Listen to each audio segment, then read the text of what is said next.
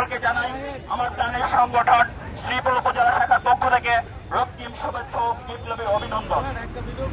প্রিয় নেতৃবৃন্দ, আপনারা সকলে অবগত রয়েছেন, ওই খুনি হাসিনা ফ্যাসিস্ট তার বাহিনী দ্বারা আমাদেরকে যে নির্যাতন করা হয়েছিল তারই নমুনা আমি একটু বলতে চাই।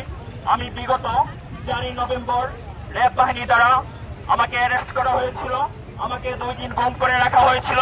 পাশাপাশি এই আইন শৃঙ্খলা বাহিনী দ্বারা আমাকে 6 দিন রিমান্ডে আনা হয়েছিল শ্রীপুর উপজেলা মডেল থানায়, এবং আমি 84 দিন কারাবরণ করেছিলাম। আমার কি অপরাধ ছিল?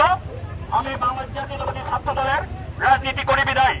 কিন্তু এই স্বৈরা শাসক খুনি হাসিনা বাংলার মাটিতে কোনো গণতন্ত্র রাখেনি।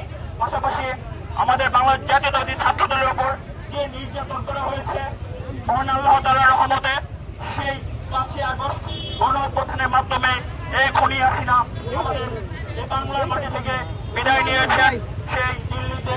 তবে আমি স্পষ্ট ভাষায় বলতে চাই, আমাদের উপর যে নির্যাতন করা হয়েছিল সেই খুনি হাসিনার দোষরদের পাশাপাশি আইন শৃঙ্খলা বাহিনীদেরকে অতি দ্রুত বিচারের দাবিতে আমি শ্রীপুর উপজেলা শাখার পক্ষ থেকে দাবি জানাচ্ছি।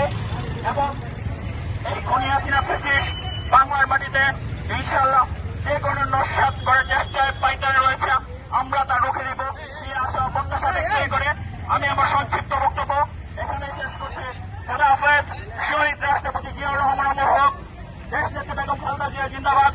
আমাদের নেতা ছাত্র দলের সাংগঠনিক অভিভাবক দেশ নায়ক জনাব তারেক রহমান জিন্দাবাদ। শ্রীপুর উপজেলা ছাত্র দল জিন্দাবাদ। সবাইকে ধন্যবাদ। আসসালামু আলাইকুম ওয়া রাহমাতুল্লাহি ওয়া বারাকাতুহু।